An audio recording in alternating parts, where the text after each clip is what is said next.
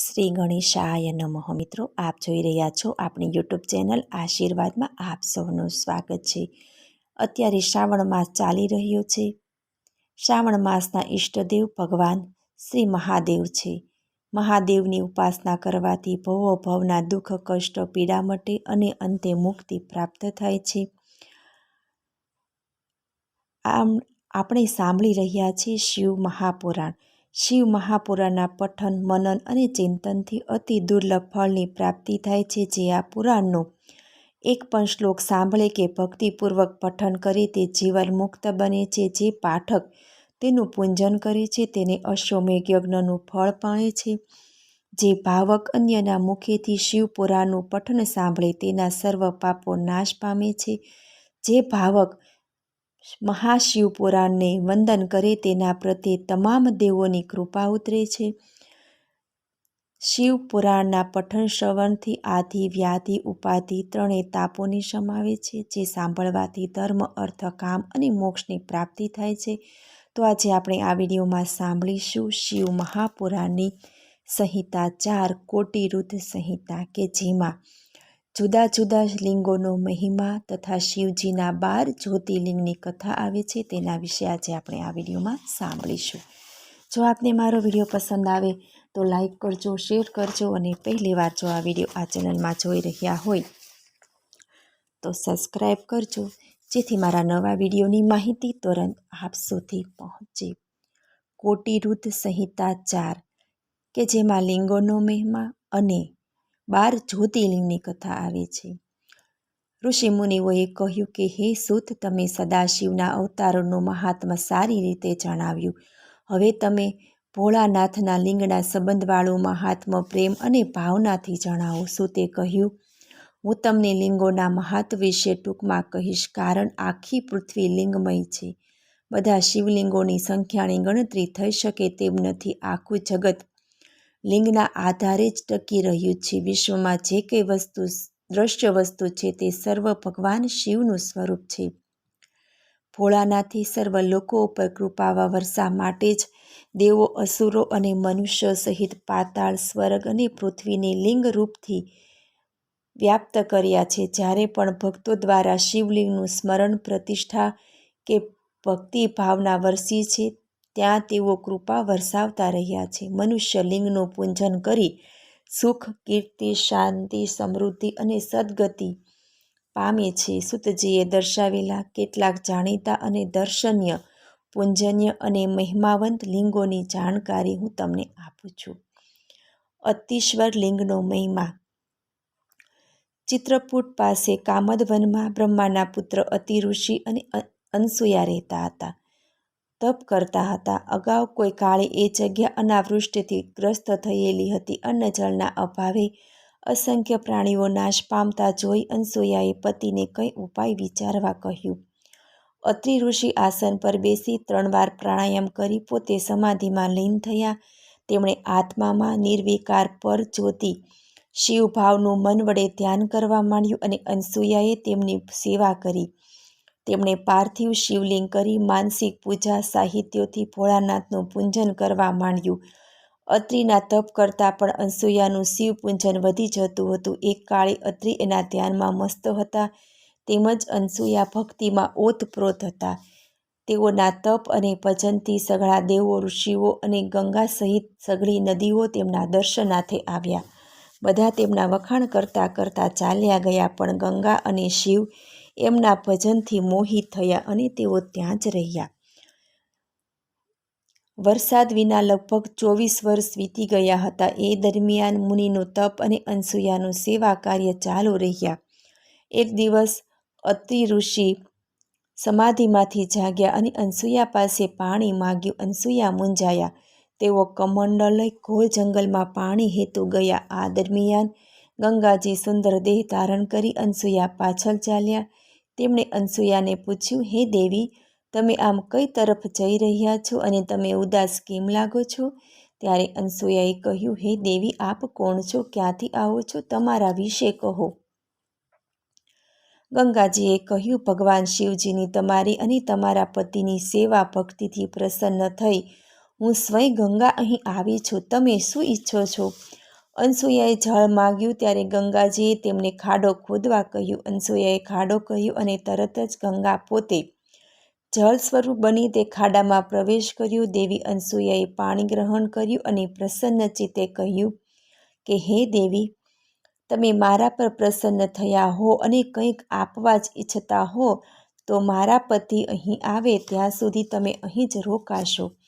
આમ કહી અનસૂયા પાણી લઈ અત્રિ ઋષિ પાસે આવ્યા અને પાણી પાયું. ઋષિને પાણી કંઈક જુદું લાગ્યું. તેઓ પાણી પી ઘણું સુખ પામ્યા. તેમણે આજુબાજુ દ્રષ્ટિ ફેરવી જોયું તો વરસાદ હજી પડ્યો લાગતો ન હતો. તેમણે અનસૂયાને કહ્યું કે તમે વરસાદ વગર તમે પાણી ક્યાંથી લાવ્યા? દેવી અનસૂયાએ સઘળું વૃત્તાંત કહી સંભળાવ્યું. અત્રિ ઋષિને ગંગાજીના સ્નાનની ઈચ્છા થતાં તેઓ અનસૂયા સાથે પેલા ખાડા પાસે આવ્યા. ત્યાં ગંગાજી દિવ્ય સ્વરૂપે ઊભા હતા. તેમણે ભાવપૂર્વક દર્શન કર્યા. તેમણે શિવજીને પણ વંદન કર્યા. પછી તે જળમાં સ્નાન કર્યું. અનસૂયાએ પણ સ્નાન કર્યું. ત્યારબાદ ગંગાજીએ પોતાના સ્થાને જવા માટે રજા માગી. ત્યારે અનસૂયાએ તેમને તપોવનમાં રહેવા પ્રાર્થના કરી. ત્યારે ગંગાજીએ કહ્યું કે હે અનસૂયે, તમે તમારા સ્વામીના તથા ભોળાનાથના પૂજન અર્ચનથી થયેલ 1 વર્ષનું ફળ મને આપો તો દેવોનો ઉપકાર કરવા હું અહીં રહું. આ સાંભળી અનસૂયાએ પોતાનું 1 વર્ષનું પુણ્ય ગંગા નદીને અર્પણ કર્યું. દેવી અનસૂયાનું આ મહાન કાર્ય જોઈ ભોળાનાથ પ્રસન્ન થયા અને ત્યાં પાર્થિવ લિંગમાંથી પ્રગટ થયા અને તેમને દર્શન આપ્યા. પછી વરદાન માગવા કહ્યું. દંપતી આનંદ વિભોર બની શિવજીના દર્શન કરી કહેવા લાગ્યા, આપ દેવદેવી પ્રસન્ન થયા હો તો આ તપોવનમાં લોક કલ્યાણ હેતુ સ્થિર રહો તેમજ લોકોને સુખદાયી બનાવો. પરિણામે ત્યાં ગંગા અને શિવ સ્થિર થઈને રહ્યા. દુઃખનો નાશ કરનાર અત્રીશ્વર તરીકે શિવ પ્રખ્યાત થયા અને ગંગાજી ત્યાં ખાડામાં અખૂટ જળવાળા બની રહ્યા. આ સમાચાર જાણતા ઋષિઓ અને બ્રાહ્મણો પત્નીઓ સહિત આવી દર્શન કરી કૃતાર્થ થયા. નંદિકેશ્વર લિંગનો મહિમા. એક ઋષિએ પોતાની રૂપાળી કન્યા ઋષિકાને એક સદ્ગુણી બ્રાહ્મણ સાથે પરણાવી. તે બ્રાહ્મણ માટે ઉત્તમ વ્રત કરનારી હતી, છતાં પૂર્વ કર્મને પરિણામે બાળ વિધવા બની. તે પછી ઋષિકાએ બ્રહ્મચર્યના વ્રતનું પાલન કરી શિવની પાર્થિવ પૂજા શરૂ કરી અને અતિ દારૂણ તપ કરવા લાગી. તપસ્વી જીવનથી એનું સૌંદર્ય તેજ ખૂબ જ ખીલી ગયું, વધી ગયું. પરિણામે મૂઢ નામે એક ભયંકર અસુર કામદેવની બાણથી પીડાઈને ત્યાં ગયો. તેણે ઋષિકાને અવનવી લાલચ આપી કામ ભોગની માંગણી કરી, પરંતુ ધ્યાનમગ્ન ઋષિકાએ તેનો સ્વીકાર્યો નહીં. તેણે પોતાના તપમાંથી ધ્યાન અત્યંત દોર્યું નહીં. આથી પહેલાં તિરસ્કૃત થયેલ દૈત્ય ક્રોધિત થઈ પોતાનું ભયાનક સ્વરૂપ ધારણ કરી ઋષિકાને પજવવા લાગ્યો. ઋષિકા શ્રદ્ધાથી શિવ શિવ બોલતી જાય અને ભોળાનાથને શરણે ગઈ. શિવ પ્રગટ થઈ તે દૈત્યને ભસ્મ કર્યો. ઋષિકાને પ્રસન્ન થઈ વરદાન માગવા કહ્યું. ઋષિકાએ ભાવપૂર્વક સ્તુતિ કરી કે હે મહાદેવ, આપ દૈત્યને હણી મારી રક્ષા કરી છે. આપ મને અવિનાશી ભક્તિ આપો અને લોક કલ્યાણેથી આપ અહીં સારી રીતે પ્રતિષ્ઠ થાઓ. એની ઈચ્છા પ્રમાણે શિવ ત્યાં પ્રગટ થયા. એ વખતે ગંગા કહે, હે દેવી, તારે મને એક વચન આપવાનું કે દર વર્ષે વૈશાખ સુદ 7મને દિવસે તારે મારી સાથે રહેવું. ઋષિકાએ સારું એમ કહ્યું. તેથી ઋષિકાને પ્રસન્ન કરવા માટે મહાદેવે તેણે સ્થાપેલા પાર્થિવ લિંગમાં પ્રવેશ કર્યો. એ વખતથી તે સ્થળ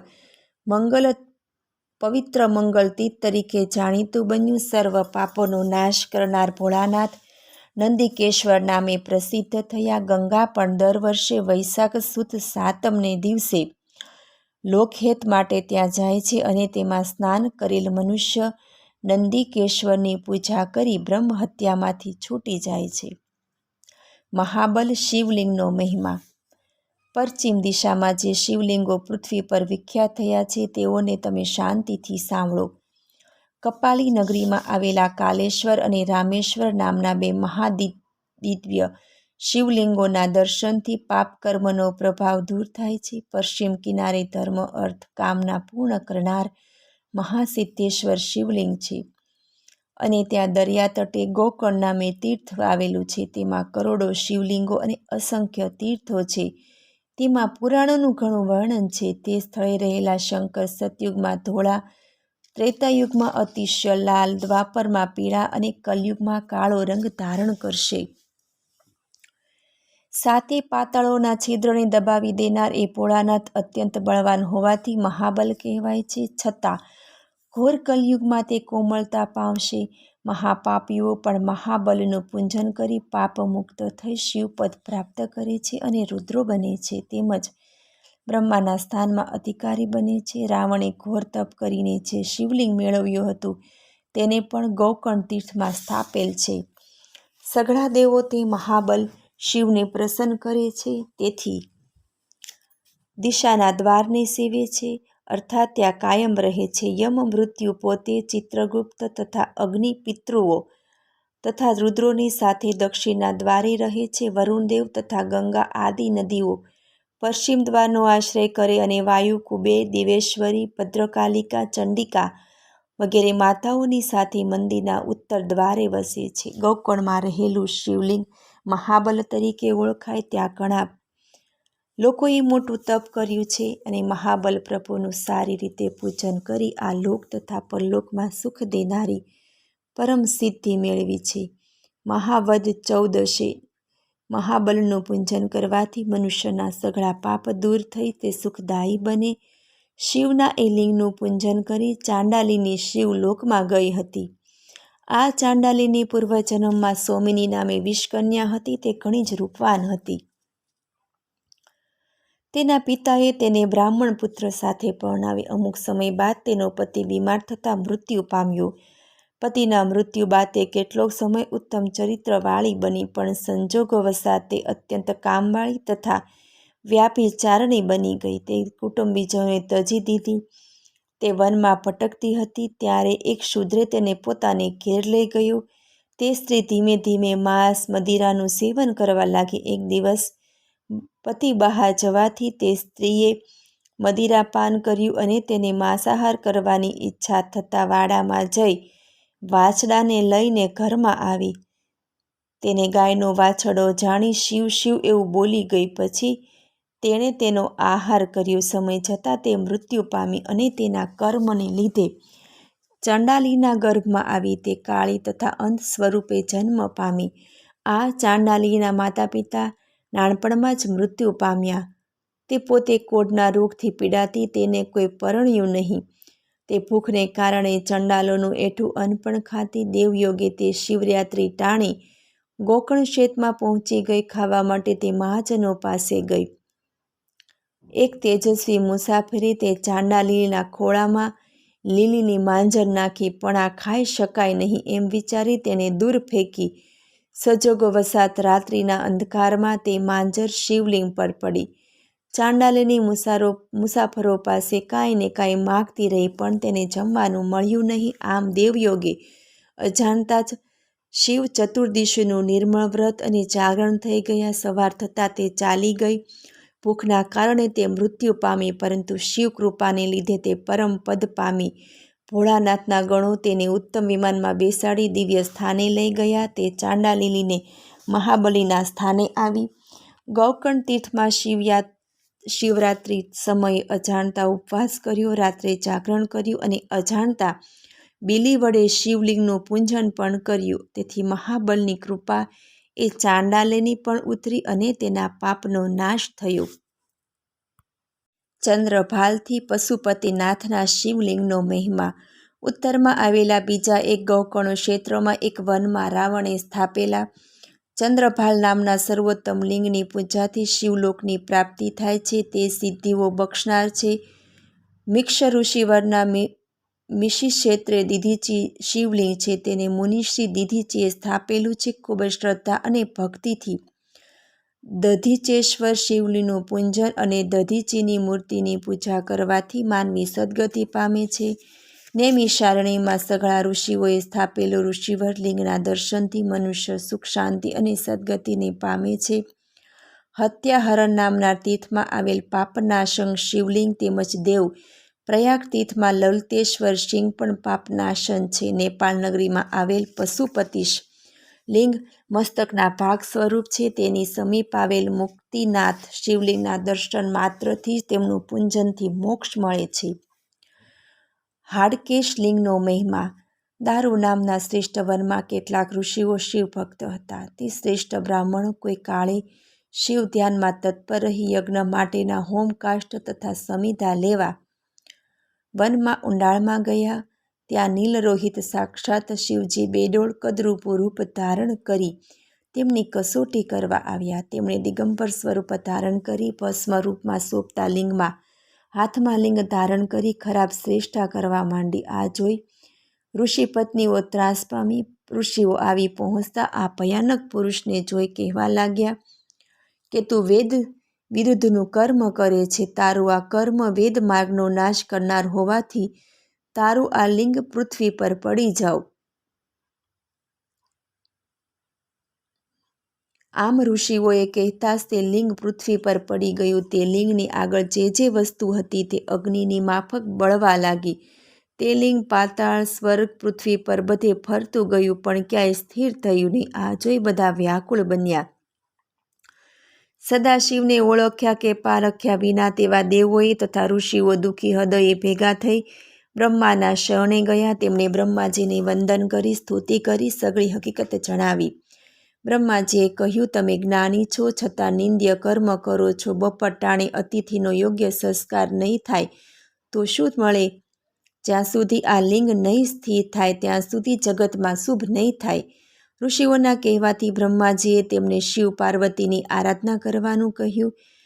જો એ દેવી યોનિ રૂપ ધારણ થાય તો લિંગ સ્થિર થાય. તે ઉત્તમ અષ્ટદળ કરી તેના પર કળશનું સ્થાપન કરી તેમાં ધરો તથા જવના અંકુરો સાથે તીર્થનું પાણી ભરવું. બાદ વેદના મંત્રોથી તે કળશને મંત્રી તેની પર છંટકાવ કરી વેદમાં કરેલ વિધિ મુજબ તેની પૂજા કરી શિવનું સ્મરણ કરવું.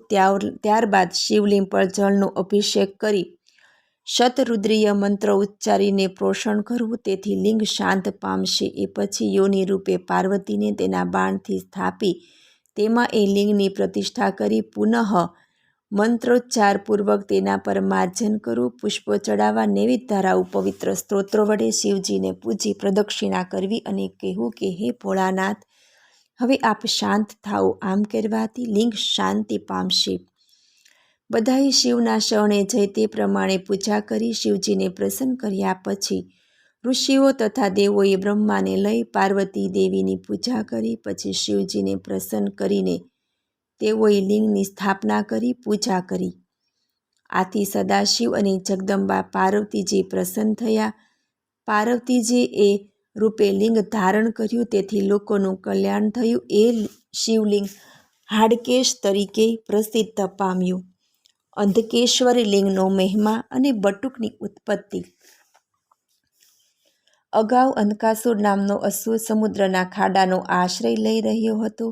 તે દેવોને ખૂબ જ પરેશાન કરતો હતો. તેણે ત્રણેય લોકને વશ કર્યા હતા. તેથી દેવોએ ભોળાનાથની સ્તુતિ કરી શિવજીને પ્રસન્ન કર્યા. શિવજીએ કહ્યું, મેં તમારી પ્રાર્થના સાંભળી છે. હું તે અંધકાસુરનો નાશ કરીશ. તમે સૈન્ય લઈને જાઓ. સાથે હું ગણો સાથે આવું છું. શિવજીની આજ્ઞા મળતા જ દેવો સૈન્ય સાથે લઈ અંધક પાસે આવ્યા. એ વખતે દેવો અને દૈત્યોનું ભયંકર યુદ્ધ થયું. આ વખતે ભોળાનાથ પ્રગટ થયા. અંધકાસુર જેવો ખાડા પાસે પહોંચ્યો કે તેને ત્રિશૂળમાં પરોવી દીધો. અંધકાસુરે શિવજીને પ્રાર્થના કરી એટલે શિવે પ્રસન્ન થઈ વરદાન માગવા કહ્યું. ત્યારે અંધકે કહ્યું, મને આપની ભક્તિ આપો અને કૃપા કરી આપ અહીં રહો. આથી ભોળાનાથે તેને ખાડામાં નાખી દીધો અને લોકોનું કલ્યાણ કરવા પોતે લિંગ રૂપે ત્યાં રહ્યા. તે લિંગ અંધકેશ્વર નામે પ્રસિદ્ધ થયું. તેનું પૂજન કરનારને 6 મહિનામાં પોતાની અષ્ટસિદ્ધિ પ્રાપ્ત થાય છે. જે બ્રાહ્મણ લોકનું હિત કરનાર શિવલિંગનું પોતાની આજીવિકા માટે 6 મહિના સુધી પૂજન કરે છે તેને દેવલક એટલે કે પૂજારી કહેવામાં આવે છે. ઋષિઓએ પૂછ્યું કે હે મહાજ્ઞાની સૂત, દેવલક કોને કહેવાય? તેનું કાર્ય શું છે?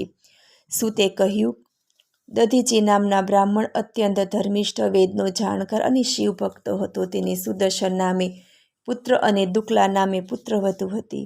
સુદર્શન પણ સદૈવ ભોળાનાથનું પૂજન કરતો હતો. એક દિવસે દધીચી બહાર ગામ ગયા ત્યારે શિવ પૂજા કરવાનું પુત્રને સોંપી ગયા. એક દિવસ તે સ્ત્રી સંગ કરી નાયા સિવાય શિવ પૂજા કરવા બેસી ગયો. તેથી શિવજી તેના પર ક્રોધાયમાન થઈ તેને જડ બની જવા કહ્યું. આમ સુદર્શન જડ બની ગયો. દધીચી ઘરે આવી પુત્રને અઘટિત કર્મ જાણી ખૂબ દુઃખી થયો. તેણે પુત્રને ખૂબ માર માર્યો, તિરસ્કાર કર્યો તેમજ પશ્ચાતાપ પણ વ્યક્ત કર્યો. પિતા પુત્રે સુખ શાંતિ અર્થે દેવી પાર્વતીનું વિધિપૂર્વક પૂજન આરંભ્યું. તેથી દેવી પ્રસન્ન થઈ સુદર્શને પુત્ર તરીકે અપનાવી જનોઈ પહેરાવી. અંબિકાએ તેને ઓમ નમઃ શિવાય મંત્રનો ઉપદેશ આપ્યો. એટલે સુદર્શને ઓમ નમઃ શિવાય એ મંત્ર જપી વિધિપૂર્વક શિવ પૂજા કરી. શિવજી પ્રસન્ન થયા. તેમણે સુદર્શનને કહ્યું, તું મને અર્પણ કરેલ ધન ધાન્ય વગેરે લેશો તો દોષ નહીં લાગે. જો તું પ્રજાપત્ય વ્રત કરે તો તું એક જ મુખ્ય થઈ પડે. એ વખતે તારી પૂજા સંપૂર્ણ થઈ ગણાશે, નહીં તો બધી પૂજા નિષ્ફળ જશે. તારે ગોળ તિલક કરવું, કાયમ સ્નાન કરવું, શિવ સંધ્યા, શિવ ચાલીસા કરવી. આમ કરવાથી તમારું કલ્યાણ થશે. આમ કહી શિવ શિવાએ સુદર્શનના 4 પુત્રોને બટુક બનાવ્યા. 4 દીવાઓમાં તેનો અભિષેક કર્યો અને ચંડીએ સુદર્શનને પુત્ર તરીકે પોતાની પાસે રાખ્યો. તેના પુત્રને અનેક વરદાનો આપ્યા. શિવ પૂજા કરતા પૂર્વે બટુકોની પૂજા કરવાથી ફળ મળે છે. તેઓ પહેલાં તપથી ભ્રષ્ટ થયા હતા, તેથી તેઓ તપોધર્મ કહેવાયા. પાછળથી તપોધન કહેવાયા. તેઓ શિવ નિમાલ્ય ખાઈ શકે છે. ભોળાનાથે બટુકોનો મહિમા વધાર્યો. વિદ્વાનોએ પણ બટુકોને શ્રેષ્ઠ કહ્યા છે. આથી મહાત્મા બટુકોની સૌ પહેલાં પૂજા કરવી જોઈએ. ભગવાન શિવના 12 જ્યોતિર્લિંગના ઉત્પત્તિની કથા. પ્રથમ જ્યોતિર્લિંગ સોમનાથ જ્યોતિર્લિંગમાં ચંદ્રની કથા છે. મહાત્મા દક્ષે પોતાની 27 પુત્રીઓ ચંદ્રને પરણાવી હતી. ચંદ્ર આ બધી પત્નીઓમાં જે રોહિણી હતો તેને ખૂબ ચાહતો. તેથી રોહિણી સિવાયની બધી સ્ત્રીઓ દુઃખીથી પોતાના પિતાને ઘેર ચાલી ગઈ અને પિતાની સઘળી વાત કહી જણાવી. પિતા દક્ષ જમાઈ ચંદ્ર પાસે આવી શાંતિથી સમજાવ્યા છતાં ચંદ્રના વર્તનમાં કોઈ પરિવર્તન આવ્યું નહીં. આથી દુઃખી દક્ષે ચંદ્રને શ્રાપ આપ્યો. તે મારી વાતની અવજ્ઞા કરી વર્તન ન સુધાર્યું, તેથી તું ક્ષયરોગી થા. તે જ સમયે ચંદ્ર ક્ષયરોગી થયો અને ક્ષીણ થયો. તેથી હાહાકાર મચી ગયો. દેવો તથા ઋષિઓ વિવળ બન્યા.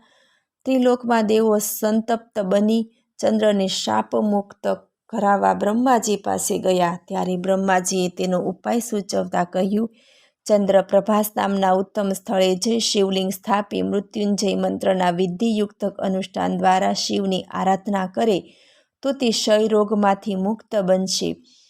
ચંદ્રે બ્રહ્માજીના કહેવા પ્રમાણે પ્રભાસ પાટણમાં જઈ શિવની આરાધના શરૂ કરી. તેમણે 10 કરોડ મંત્ર વડે શિવનું પૂજન કર્યું. તેથી શિવજી પ્રસન્ન થયા. તેમણે ચંદ્રને વરદાન માગવા કહ્યું. જ્યારે ચંદ્રે કહ્યું કે મારો ક્ષયરોગ દૂર થાય અને મારા અપરાધની માફ કરો. શિવે કહ્યું, હે ચંદ્ર, એક પક્ષમાં નિત્ય તારી કળાઓ ક્ષીણ થશે અને બીજા પક્ષમાં પુનઃ તે કળાઓ વધ્યા કરશે. શાપયુક્ત ચંદ્રે સ્તુતિ કરી. તેથી નિરાકાર શિવ ત્યાં સાકાર થયા અને સોમેશ્વર નામે ત્રિલોકમાં પ્રખ્યાત થયા. તે રોગોનો નાશ કરનાર છે. દેવોએ સ્થાપેલ કુંડ ચંદ્રકુંડ તરીકે પૃથ્વી પર પાપનો નાશ કરનાર છે. તેમાં સ્નાન કરનાર સર્વ પાપોમાંથી છૂટે છે અને અસાધ્ય રોગો પણ મટે છે. બીજું જ્યોતિર્લિંગ મલ્લિકાર્જુન જ્યોતિર્લિંગ, જેમાં કાર્તિકેયની કથા છે. શિવપુત્ર કાર્તિએ પૃથ્વીની પ્રદક્ષિણા કરી. જ્યારે કૈલાસ પર પાછા આવ્યા ત્યારે મહર્ષિ નારદે આવી તેમને પોતાની બુદ્ધિથી ભરમાવ્યા હતા. તેથી તેઓ કોચ પર્વત પર જતા રહ્યા. એ વખતે માતા પાર્વતી ખૂબ દુઃખી થયા. ભોળાનાથે દેવર્ષિઓને કાર્તિકેયને લેવા પાછા મોકલ્યા, પણ કાર્તિકેય માન્યા નહીં. તેથી દેવર્ષિઓ નિરાશ થઈ ભોળાનાથ પાસે પાછા આવ્યા. આથી દેવી પાર્વતી અને ભોળાનાથ પુત્રના વિયોગના દુઃખથી પીડાઈ પુત્રના સ્થાને ગયા.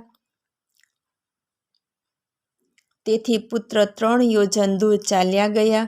તેથી જ્યોતિષ રૂપ ધારણ કરી તેઓ કોચ પર્વત પર રહી ગયા. પુત્ર પ્રેમને કારણે દર મહિને અમાસે શિવ અને પૂનમે શિવા મળવા જતા. એ વખતથી માંડી મલ્લિકાર્જુન નામે એ શિવલિંગ ત્રણેય લોકમાં જાણીતું બન્યું. મલ્લિકા તેમજ એટલે શિવા અને અર્જુન એટલે શિવ એમ એ લિંગમાં તેની બંનેની જ્યોતિ પ્રતિષ્ઠિત છે. આ લિંગની પૂજા તથા દર્શન કરનાર અનેક પાપોમાંથી છુટકારો મેળવી સદગતિ પામે છે. ત્રીજું જ્યોતિર્લિંગ મહાકાલ જ્યોતિર્લિંગમાં બ્રાહ્મણની કથા છે.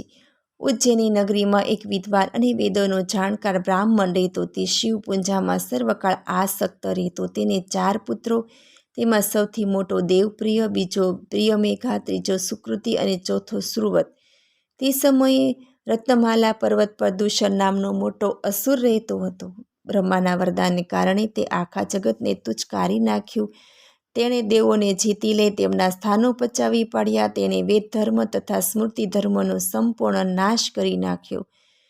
આ દૂષણ પોતાના 4 મોટા દૈત્યો દ્વારા બ્રાહ્મણોનો વિનાશ કરવા લાગ્યો. બ્રાહ્મણો આ દૈત્યનો ઉત્પાત જોઈ ખૂબ દુઃખી થયા. ત્યારે વેદપ્રિયે તેને કહ્યું, આપણી પાસે દુષ્ટોને ડરાવનારું મોટું સૈન્ય નથી, તેથી આપણે સૌ શિવની આરાધના કરીએ, એ જ આપણું રક્ષણ કરશે. આમ કહી બ્રાહ્મણે પાર્થિવ લિંગની પૂજામાં સતત મગ્ન રહેવા લાગ્યો. દુષ્યને તેમને આજ્ઞા કરી કે આ બ્રાહ્મણોને મારી નાખો. એ સમયે જ પાર્થિવ લિંગના સ્થાને મોટો ખાડો થઈ ગયો. એ ખાડામાંથી ભોળાનાથ મહાકાલ રૂપે થયા. તેમણે મોટો હાકોટો નાખ્યો, જેથી દૂષણ દૈત્ય ત્યાં ને ત્યાં જ ભસ્મ બની ગયો. પછી ભોળાનાથે દુષ્ટોના આખા સૈન્યમાં હાહાકાર મચાવી દીધું. છેવટે આખું દૈત્ય સૈન્ય નાશ પામ્યું. ભોળાનાથ પેલા બ્રાહ્મણ પર પ્રસન્ન થઈ વરદાન માગવા કહ્યું. ત્યારે તેને કહ્યું, તમે અમને મુક્તિ આપી સંસાર સાગરથી પાર ઉતારો, તેમજ લોક રક્ષાર્થે તમે અહીં બિરાજો. ભોળાનાથે અતિશય ઊંડા ખાડામાં બિરાજ્યા. 4 દિશાઓમાં 1 કોશ જેટલી ભૂમિ ભોળાનાથના સ્થાનરૂપ જતી રહી. ત્યાં બધે શિવલિંગ સ્વરૂપે પ્રગટ થયા. એ શિવલિંગ એ સદાશિવ મહાકાલેશ્વર નામે જાણીતા થયા. તેમના દર્શનથી ભાવિકોના સઘળા મનોરથો પણ પૂરા થાય છે. ઓમકારેશ્વર જ્યોતિર્લિંગ ચોથા જ્યોતિર્લિંગમાં વિંધ્યાચલની કથા આવે છે. એકવાર નારદ મુનિ વિંધ્યાચલ નામના પર્વત પર જઈ શ્રદ્ધા ભાવથી શિવનું પૂજન કરવા લાગ્યા. ત્યારે વિંધ્યાચલ પર્વતે મારામાં બધું છે એવો ભાવ ગર્વ સાથે કહેતા નારદે નિસાસો નાખ્યો. પર્વતે એનું કારણ પૂછતા નારદજીએ કહ્યું, તારામાં બધું છે, છતાં મેરુ પર્વત કરતાં ઘણો ઊંચો છે. દેવોમાં તેનો ભાગ ગણાય છે, એ વસ્તુ તારામાં નથી. આ સાંભળી વિંધ્યાચલ સંતાપ કરવા લાગ્યો. તે શિવજીના શરણે ગયો. તેણે 6 મહિના સુધી શિવજીનું આરાધન કર્યું. વિંધ્યાચલના તપથી પ્રસન્ન થઈ શિવે તેને વરદાન માગવા કહ્યું. ત્યારે તેણે કહ્યું કે હે ભોલેનાથ, આપ અહીં સ્થિર થાવો. પ્રભુએ તેની ઈચ્છા પૂરી કરી. ત્યાંનું ઓમકારનું જે લિંગ એક હતું તે 2 પ્રકારે બન્યું. એક પ્રણવ ઓમકારમાં રહે અને બીજું ઓકાર નામના મહાદેવ રૂપ થયું. આ બંને જ્યોતિર્લિંગો શિવલિંગો ઈચ્છિત ફળ દેનારા, મોક્ષ અને ભોગ દેનારા છે. 5મું જ્યોતિર્લિંગ કેદારેશ્વર જ્યોતિર્લિંગમાં નર નારાયણની કથા છે. તો હે જ્ઞાની બ્રાહ્મણો, શ્રી વિષ્ણુના નર તથા નારાયણ નામના અવતારો બદ્રિકાશ્રમના તપ કરતા હતા. તેઓ બંનેએ પાર્થિવ શિવલિંગની પૂજા માટે શિવજીને પ્રાર્થના કરી હતી, જેથી તેઓ એ શિવલિંગમાં પધારતા હતા. બંને ભોળાનાથનું પૂજન કરતા હતા. શિવે પ્રસન્ન થઈ વરદાન માગવા કહ્યું. ત્યારે નારાયણે કહ્યું કે હે દેવેશ્વર, આપ જો પ્રસન્ન થયા હો તો આપ પોતાના સ્વરૂપે અહીં સ્થિત કરો. આથી શિવ હિમના સ્થાન પર કેદાર ક્ષેત્રમાં જ્યોતિ સ્વરૂપે વસી રહ્યા. એકવાર પાંડવોને જોઈ કેદારેશ્વર પાડાનું સ્વરૂપ ધારણ કરી માયાનો આશ્રય લઈ તેમને મોહમાં નાખ્યા હતા. જ્યારે કેદારેશ્વરની પરાયણ થવાની ક્ષણ આવી ત્યારે પાંડવોએ તેનું પૂંછડું પકડી ઊભા રાખ્યા. ત્યારે પાડો માથું ઝુલાવીને ઊભો રહી ગયો. આથી ભોળાનાથ એ જ સ્વરૂપે ત્યાં સ્થિર થયા. તેમના મસ્તકનો ભાગ નેપાળમાં ગયો છે. એ સ્વરૂપના અને કેદારેશ્વરના દર્શન કરનાર ભરતખંડનો સ્વામી થઈ સર્વનો મહારાજા બને છે. કેદાર ક્ષેત્રમાં ભોળાનાથ હંમેશે બિરાજે છે. તેમના દર્શન પૂજનથી માનવી ઘણા પાપોમાંથી છુટકારો મેળવે છે. છઠ્ઠું જ્યોતિર્લિંગ ભીમેશ્વર જ્યોતિર્લિંગમાં ભીમ દૈત્યની કથા છે. પૂર્વે કર્કેટ નામે રાક્ષસની પત્નીએ કર્કટી નામની પુત્રીને જન્મ આપ્યો. તેના લગ્ન વિરાટ સાથે થયા હતા. રામ દ્વારા તેનો વધ થયા બાદ કર્કટી માતા પિતા સાથે રહેવા લાગી. તેના માતા પિતા અગત્યસ્ય મુનિના શિષ્ય તુશિષ્યને ભક્ષણ કરવા ગયા ત્યારે મુનિએ તેને ભસ્મ કરી નાખ્યા. એકલી પડેલી કર્કટીને જોઈ કુંભકર્ણે તેના પર બળાત્કાર કર્યો અને તેને ત્યાં ત્યજી લંકામાં ચાલ્યો ગયો. પછી કર્કટીએ ભીમ નામના બાળકને જન્મ આપ્યો. ભીમ નાનપણથી જ ખૂબ ભયંકર અને પરાક્રમી હતો. તેણે માતા પાસેથી જાણ્યું હતું કે તેના પિતા કુંભકર્ણને શ્રીરામે મારી નાખ્યા છે. તેથી તેને વિષ્ણુના અવતાર સમા શ્રીરામને હરાવવા મનથી સંકલ્પ કરી તપ કરવા માંડ્યું. તેણે 1000 વર્ષ સુધી બ્રહ્માને પ્રસન્ન કરી અતુલ બળ માંગ્યું. તેણે અપાર બળ વડે સર્વ દેવોને જીતી સ્વર્ગમાંથી હાંકી કાઢ્યા. તેણે શ્રી વિષ્ણુને પણ યુદ્ધમાં જીતી કામરૂ દેશના રાજા સુદક્ષને હરાવી તેનું સર્વસ્વ લઈ કેદ કર્યા. આ રાજા ભોળાનાથનો ભક્ત હતો. તેણે કેદખાનામાં ભોળાનાથની પાર્થિવ મૂર્તિ બનાવી એકાંતમાં શંભુનું પૂજન શરૂ કર્યું. તેની પત્ની દક્ષિણા એ પણ શિવ પૂજા કરવામાં મશગુલ બની ગઈ. તેમણે શિવને પ્રસન્ન કર્યા અને ભીમનો નાશ કરવા પ્રાર્થના કરી. શિવે કહ્યું, અભિમાની ભીમને હું અવશ્ય હણીશ. ત્યાં શિવ ભીમેશ્વર કહેવાયા. શિવની આરાધના કરતા સુદક્ષને જોઈ કોઈએ ભીમ દૈત્ય પાસે જઈ કહ્યું, રાજા તમારા માટે મરણ પ્રયોગમાં મગ્ન છે. આ સાંભળી ભીમ દૈત્ય તલવાર લઈ તેની હત્યા કરવા માટે તેની પાસે આવ્યો. ત્યારે પાર્થિવ શિવલિંગમાંથી શિવ પ્રગટ થઈ તેની રક્ષા કરી. ભીમની તલવારના શિવે પિનાક ધનુષથી કટકા કર્યા.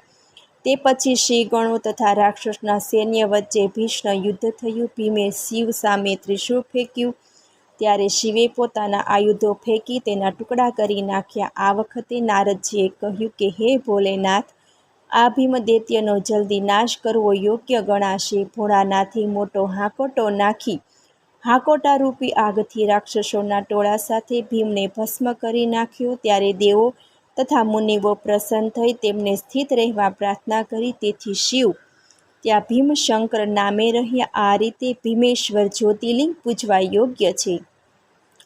સાતમું જ્યોતિર્લિંગ કાશી વિશ્વનાથ જ્યોતિર્લિંગમાં શિવ અને શિવાની કથા છે.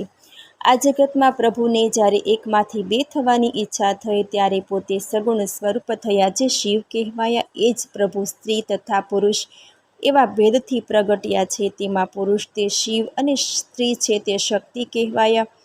તે બંને શિવ શક્તિએ પોતાના સ્વભાવથી પ્રકૃતિ તથા પુરુષને તે વેળા ઉત્પન્ન કર્યા.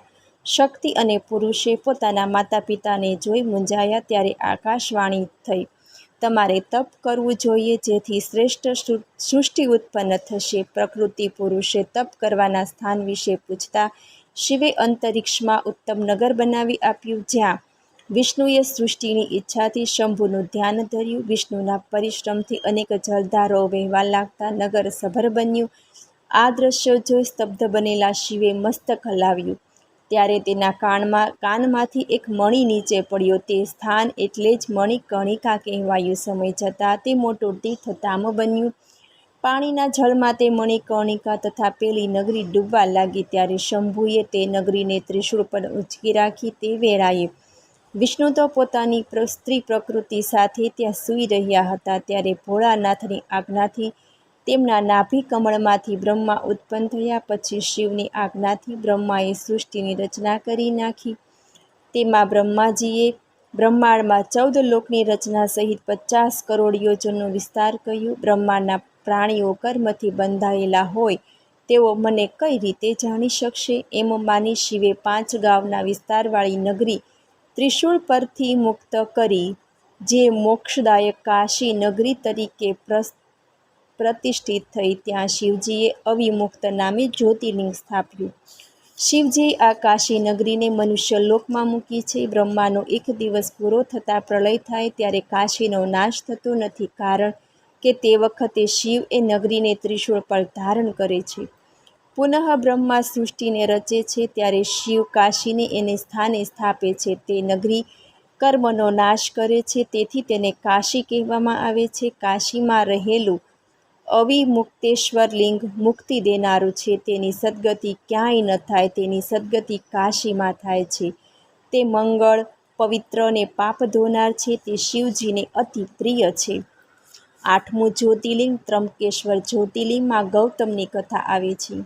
અગાઉ ગૌતમ નામે શ્રેષ્ઠ ઋષિએ બ્રહ્મ નામે પર્વત પર 10,000 વર્ષ સુધી તપ કર્યું હતું. કોઈ કાળે ત્યાં 100 વર્ષ સુધી ભયંકર અનાવૃષ્ટિ થઈ. સહેજ પણ વરસાદ પડ્યો નહીં. આથી ગૌતમે વરુણને ઉદ્દેશીને તપ કર્યું. વરુદેવ પ્રસન્ન થતાં વરદાન માગવા કહ્યું. ત્યારે ગૌતમે વરસાદની માંગણી કરી. વરુણે કહ્યું, દેવોની આજ્ઞાને ઓળંગીને હું વરસાદ તો ન આપી શકું, પણ તમે એક ખાડો કરો. ગૌતમે એક હાથ ઊંડો ખાડો ખોદતા વરુણે તે ખાડાને જળથી છલોછલ ભરી આપ્યો અને કહ્યું, તે ખાડો અખૂટ રહેશે અને તમારે નામે ત્રંબકેશ્વર નામે ઓળખાશે. વરુણની વાણીથી ખાડામાં જળ અક્ષય રહ્યું. દુર્લભ જળ મેળવીને ગૌતમે અન્ય ધાન્ય વાવ્યા. આથી ઘણા જીવો તથા મુનિઓ ત્યાં આવ્યા અને સુખ શાંતિ પામ્યા. એકવાર ગૌતમના શિષ્યો પાણી લેવા ગયા, ત્યારે ઋષિ પત્નીઓએ તેને અટકાવ્યા અને કહ્યું, પ્રથમ અમે પાણી મેળવશું, પછી તમે તે દૂરથી લઈ શકશો. તિરસ્કારેલા શિષ્યો પાછા ફર્યા અને ગૌતમની પત્ની અહલ્યાને વાત કરી. એટલે અહલ્યા પોતે જઈને પાણી લાવી શિષ્યોને આપ્યું. આમ દરરોજ થવા લાગ્યું. આથી ઋષિ પત્નીઓ અહલ્યા પર ગુસ્સે થઈ. તેણે પોતાના પતિ સમક્ષ ઉલટી રજૂઆત કરી. આથી તે મહર્ષિઓ ગૌતમી ઋષિ પર ક્રોધે ભરાયા અને ગણેશજીની આરાધના કરી. ગણેશજીએ પ્રસન્ન થઈ વરદાન માગવા કહ્યું. ત્યારે ઋષિઓએ કહ્યું, તમે અમારા પર પ્રસન્ન હો તો ગૌતમ ઋષિને બહાર કાઢો. ગણેશજીએ કહ્યું, તમે લોકો આ યોગ્ય નથી કરતા. શા માટે? ગણેશજીએ ઋષિઓને ઘણા સમજાવ્યા, છતાં ન માનતા. ગણેશજી ઋષિઓની ઈચ્છા પૂર્ણ કરવા દુબળી ગાય બની ડાંગર તથા જવને આરોગવા લાગ્યા. ગૌતમે ઘાસના ગુચ્છાથી ગાયને અટકાવવા જતાં ગાય નીચે પડી મૃત્યુ પામી. આ જોઈ બધા ઋષિઓ બોલ્યા, અરે આ શું? ગૌતમે અહલ્યાને બોલાવ્યા. તેઓ ખૂબ જ વિસ્મય પામ્યા. ગૌતમે કહ્યું, મારાથી ગૌ હત્યા થઈ ગઈ. પેલા બ્રાહ્મણોએ ગૌતમ ઋષિનો તિરસ્કાર કર્યો અને આશ્રમ છોડી જવા કહ્યું. ત્યારે અહલ્યાએ પણ કડવા વચન સંભળાવ્યા. તેને પથ્થરો મારી ત્રાસ આપવા માંડ્યો. તેઓ કહેવા લાગ્યા, તમે 3 વાર આખી પૃથ્વીની પ્રદક્ષિણા કરી તમારું પાપ એક જગ્યાએ પ્રગટ કરો અને 1 મહિનાનું મૌન વ્રત કરો. પછી 101 વાર આ બ્રહ્મ પર્વતની પ્રદક્ષિણા કરી શુદ્ધ પ્રાપ્તિ કરો. અથવા તમે ગંગાને અહીં લાવી તેમાં સ્નાન કરી 1 કરોડ પાર્થિવ લિંગની સ્થાપના કરી ભોળાનાથનું સેવન કરો. પ્રથમ ગંગા સ્નાન કરી 100 ઘડાના જળથી પાર્થિવ લિંગને સ્નાન કરાવશો તો તમારું પ્રાયશ્ચિત થશે.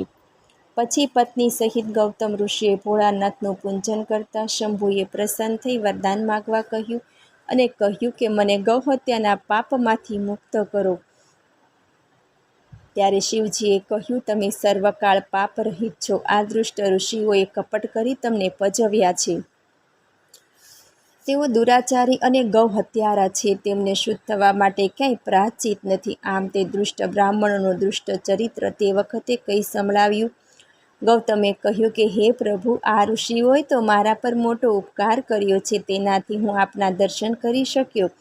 તેઓએ તો મારું કલ્યાણ કર્યું છે. આ સાંભળી ભોળાનાથ ખૂબ પ્રસન્ન થયા. તેમણે ઉત્તમ પ્રકારનું વરદાન માગવા કહ્યું. ત્યારે ગૌતમે કહ્યું, આપ મને ગંગા અર્પણ કરી લોક કલ્યાણ કરો. ત્યારે ભોળાનાથે પૃથ્વી અને સ્વર્ગના સારરૂપ જળ આપ્યું અને ગંગા સુંદર સ્ત્રી રૂપે પ્રગટ્યા. ગૌતમે પ્રણામ કરી કહ્યું, તમે સઘળા ભુવનોને પવિત્ર કરો. પછી ભોળાનાથે ગંગાને કહ્યું, તમે મારી આજ્ઞાથી આ ગૌતમને પવિત્ર અને મંગલ બનાવો. ત્યારે ગંગાએ કહ્યું, હે પ્રભુ, પરિવાર સહિત ગૌતમ ઋષિને પવિત્ર કરીને હું મારા સ્થાને જતી રહીશ. ત્યારે ભક્તવત્સલ ભોળાનાથે કહ્યું કે હે દેવી, 28મો વૈવત્સ મનુ થાય અને જ્યાં સુધી કલિયુગ જતો ન રહે ત્યાં સુધી તમારે અહીં રહેવું.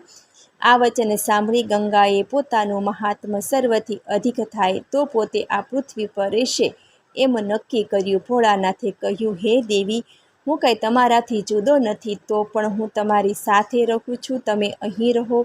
પ્રસન્ન થયેલા ગંગાએ ભોળાનાથની પૂજા કરી.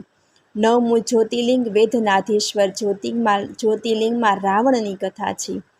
રાવણે કૈલાસ પર્વત પર જઈ ભોળાનાથનું આરાધન કરી ઘણા સમય સુધી તપ કર્યું. ત્યારે શિવે પ્રસન્ન ન થતાં તેમણે હિમાલય પર્વતની જમણી બાજુએ એક ખાડો કરી અગ્નિનું સ્થાપન કરીને તપ કરવા માંડ્યું. તેને ઉનાળામાં પંચાગ્નિ વચ્ચે રહીને, શિયાળામાં જળ વચ્ચે થઈ રહીને તેમજ ચોમાસામાં ભૂમિ શયન કરી તપ કર્યું. છતાં શિવ પ્રગટ ન થવાથી તેણે પોતાના મસ્તકો કાપીને અગ્નિમાં હોમી દીધું.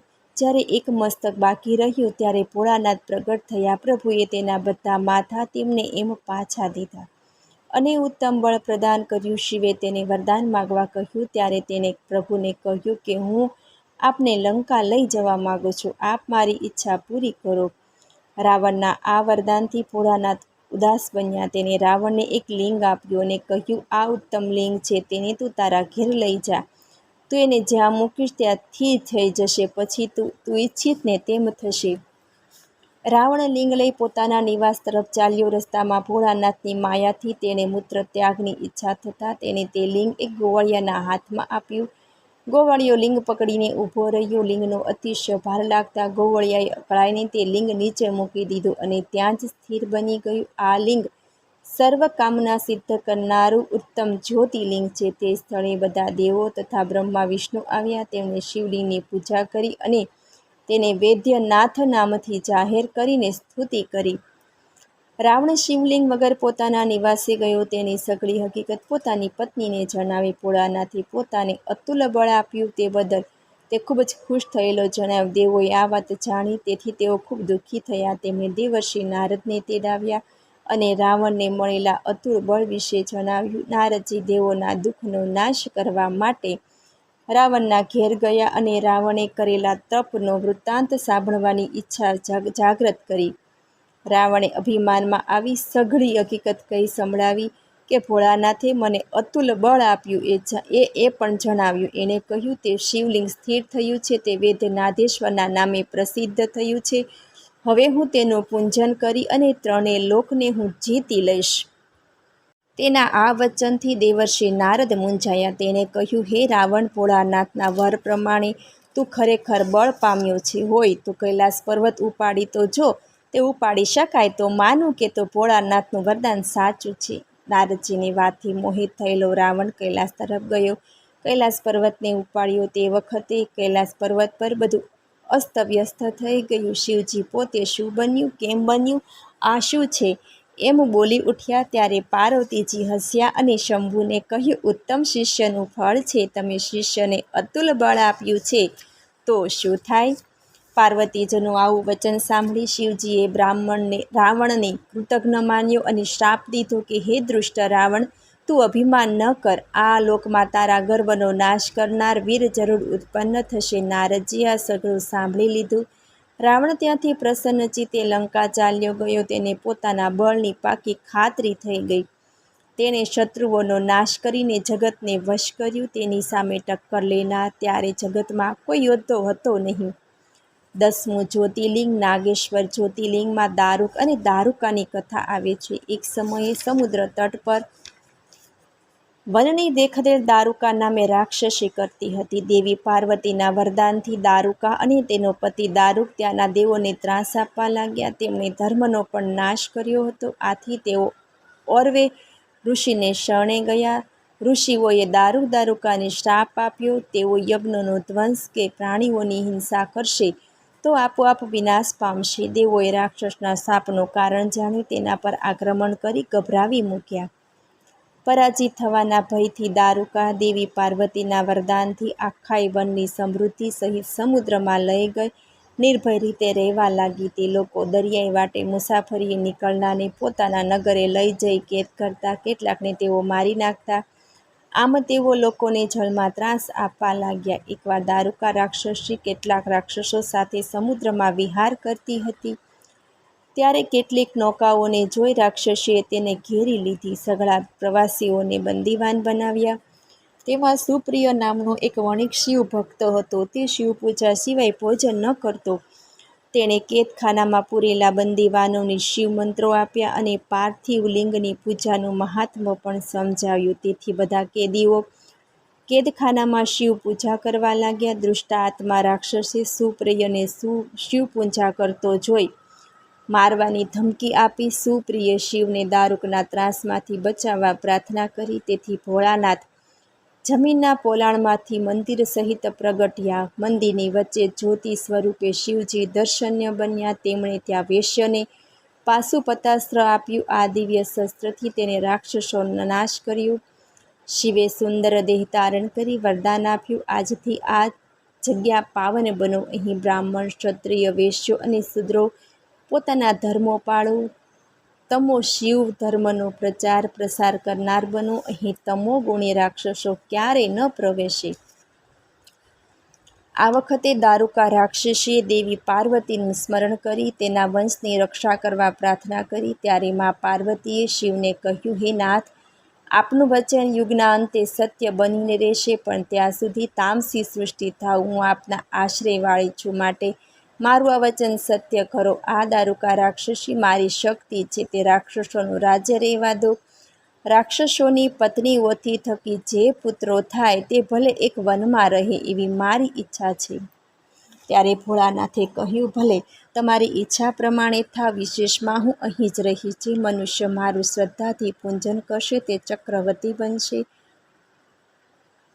કલયુગના અંતે અને સતયુગના આરંભે મહાસેનનો પુત્ર મારો ભક્ત વીરસેન મારા દર્શન થકી ચક્રવર્તી બનશે.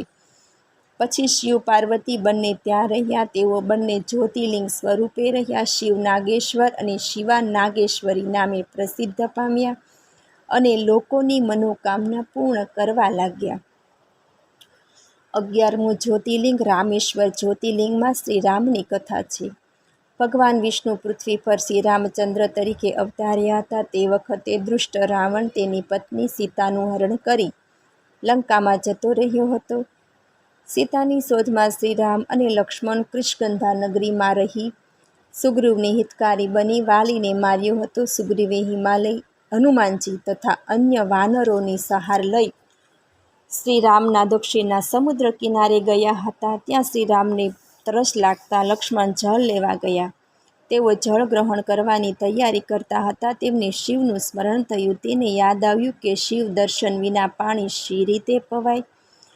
શ્રી રામે પ્રભુનું સ્મરણ કરી પાર્થિવ શિવ પૂજા કરી. પછી વિધિ મુજબ શિવની પૂજા કરી અને પ્રાર્થના કરતા કહ્યું કે હે ભોલેનાથ, આપ શ્રી મારું સદૈવ રક્ષણ કરો. આપની સહાય વિના કાર્ય સિદ્ધિ અશક્ય છે. આપના વરદાનથી રાવણે અહંકારી થઈ ત્રિલોકને જીત્યા છે, તેનો જીતવો મુશ્કેલ છે. આમ શ્રી રામે ભોળાનાથની પ્રાર્થના કરી. પછી શ્રી રામે હે શંકર, જય જય શંકર, જય જય ઉમાપતિ એમ ઊંચેથી ઘોષણા કરી શિવ સમક્ષ નૃત્ય કરવા લાગ્યા. તે ક્ષણે ભોળાનાથે પ્રસન્ન થઈ વરદાન માગવા કહ્યું. ત્યારે શ્રી રામે કહ્યું કે રાવણ સામેના યુદ્ધમાં મારો વિજય થાય એ પુનઃ પ્રાર્થના કરી આપ સંતુષ્ટ હો તો જગતના લોકોને પાવન કરવા આપ શ્રીને અહીં રહેવું યોગ્ય છે. શ્રી રામની પ્રાર્થનાથી શિવ રામેશ્વર જ્યોતિર્લિંગ રૂપે સ્થિર થયા. પછી શિવ કૃપાથી શ્રી રામે રાવણ તથા રાક્ષસોને નાશ કરી સીતાને પ્રાપ્ત કર્યા. રામેશ્વર જ્યોતિર્લિંગની પૂજા તથા મોક્ષ આપનાર છે. જે મનુષ્ય રામેશ્વરનું પૂજન કરી ઉત્તમ ભક્તિથી દિવ્ય ગંગા જળ વડે સ્નાન કરાવશે તે જીવન મુક્ત બનશે.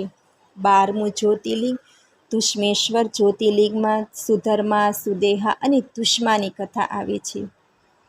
દક્ષિણ દિશામાં દેવ નામના પર્વતની સમીપે સુધર્મા નામે એક બ્રાહ્મણ રહેતો. તેની પત્ની સુદેહા. તે બ્રાહ્મણ વેદ ધર્મનું પાલન કરતો, શિષ્યોને ભણાવતો, જીવતો હતો. ઘણું આયુષ્ય વીતી ગયું છતાં પોતાને પુત્ર ન થવાથી સુદેહા દુઃખી થતી. પતિ સુધર્મા તેને ઘણું સમજાવતો, છતાં તે દુઃખી રહેતી. તે પતિને કહેતી, મને પુત્ર ન થાય ને તો હું દેહનો ત્યાગ કરીશ. એકવાર બ્રાહ્મણે શિવનું સ્મરણ કરી મનમાં એક સંકેત કરી અગ્નિ આગળ 2 ફૂલ મૂક્યા. અંતે પત્નીને એક ફૂલ ઉગાડવાનું કહ્યું. પત્નીએ શિવનું સ્મરણ કરી મને પુત્ર થાવું એવી ભાવના સાથે તેને ફૂલ ઉપાડ્યું. તે ફૂલ જોઈ બ્રાહ્મણે કહ્યું, ઈશ્વરે જુદું જ નિર્માણ કર્યું છે, આપણને પુત્ર પ્રાપ્તિ થશે નહીં.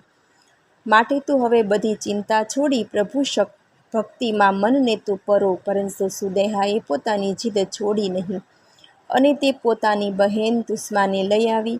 અને તેની સાથે પોતાના પતિ સુધર્મના લગ્ન કરાવ્યા. સુધર્મા રોજ 100 પાર્થિવ શિવલિંગ બનાવીને શ્રદ્ધાપૂર્વક વિધિપૂર્વક કરી નજીકના તળાવમાં વિસર્જન કરતી. તેનો એક દિવસ પણ ખાલી જતો નહીં. આમ તેણે 1 લાખ જેટલા પાર્થિવ શિવલિંગની પૂજા કરી, જેથી ભોળાનાથની કૃપાથી ધુષ્માએ એક પુત્ર રત્નને જન્મ આપ્યો. સમય જતાં સુદેહા ધુષ્માની અને તેના પુત્રની અદેખાઈ કરવા લાગી. ધુષ્માનો દીકરો મોટો થતાં તેને પરણાવ્યો. આથી સુદેહા પુત્ર વધુની પણ અદેખાઈ કરવા લાગી. એક રાતે સુદેહા દ્રોષ-અગ્નિથી પેરાઈ રાત્રે સૂતેલા ધુષ્માના દીકરાના ટુકડા કરી તળાવમાં નાખી આવી અને શાંતિથી સૂઈ ગઈ.